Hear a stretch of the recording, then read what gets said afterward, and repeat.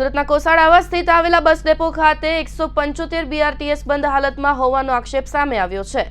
આમ આદમી પાર્ટીના કોર્પોરેટર મહેશ અણઘણે આજે કોસાડાવા સ્થિત આવેલા બસ ડેપોની મુલાકાત લીધી હતી, જેમાં મહેશ અણઘણે માલુમ પડ્યું કે સુરતની જીવાદોરી સમાન 175 બીઆરટીએસ બસ ડેપો ધૂળ ખાય છે। એનો કોઈ ધણી ધોરી જ ના હોય અને પાલિકાએ રઝળતી હાલતમાં છોડીને ભૂલી ગયા હોય તેવો ઘાટ સર્જાવા પામ્યો છે। એક બાજુ સુરતના હજારો મુસાફરો આખો દિવસ ધક્કા મૂકી અને લોકોને ખીચોખીચ ભરાઈ જવું પડે છે, તો બીજી તરફ 175 બસો ધૂળ ખાતી અને ભંગાર હાલતમાં પડી છે।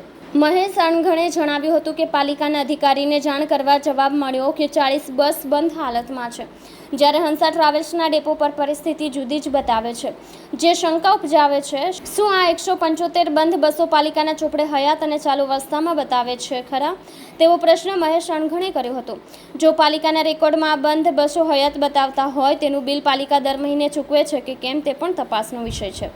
આપ કોર્પોરેટર મહેશ અણઘણે જણાવ્યું હતું કે કોસાડ ડેપો ખાતે આટલી મોટી સંખ્યામાં સિટી બસ બંધ હાલતમાં છે તેની જાણ પાલિકાને છે કે કેમ, તે એક મોટો પ્રશ્ન ઊભો થઈ રહ્યો છે। પાલિકા કમિશનરને આ બાબતમાં રસ લઈ તત્કાલીન યોગ્ય ઉકેલ લાવવા તાકીદ કરી હતી। હું મહેશભાઈ અણઘણ, કોર્પોરેટર, સુરત મહાનગરપાલિકા, આમ આદમી પાર્ટી।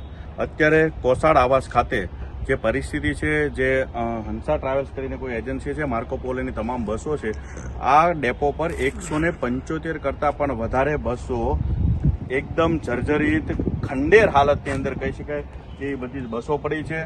અને આના કારણે મુખ્ય પ્રોબ્લેમ એ થયો છે કે શહેરની અંદર હાલમાં જેટલા પણ રૂટ શરૂ છે એ રૂટની અંદર લોકોને ખીચોખીચ ભરાઈને જવું પડે છે। આવી પરિસ્થિતિ છે ત્યારે ખાસ ધ્યાન એ છે કે આટલી બધી બસો બંધ હોવા છતાં પણ શા માટે કોઈનું ધ્યાન નથી? આ પરિસ્થિતિ પાછળનું શું જવાબદાર કારણ હોઈ શકે છે?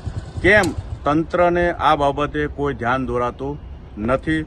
તાત્કાલિક ધોરણે આ તમામ બસોને શરૂ કરવામાં આવે અને જે પણ કોઈ આની અંદર અધિકારી જો કોઈ એનું ધ્યાન બંધ હોય, આ અધિકારી દ્વારા એવું કહેવામાં આવ્યું છે કે 40 બસો હાલમાં બંધ છે, પરંતુ 175 બસ અત્યારે અહીંયા આ કન્ડિશનની અંદર હાલતમાં હોય તો આની પાછળ જવાબદાર કોણ છે અને શા માટે થઈને આ બંધ હોવાને કારણે જે પાલિકાને નુકસાન થાય છે તેમ છતાં પણ કેમ સહન કરી રહી છે? કમિશનરશ્રી તાત્કાલિક ધોરણે આ બાબતે તપાસ કરે એવી આશા સાથે જય હિન્દ।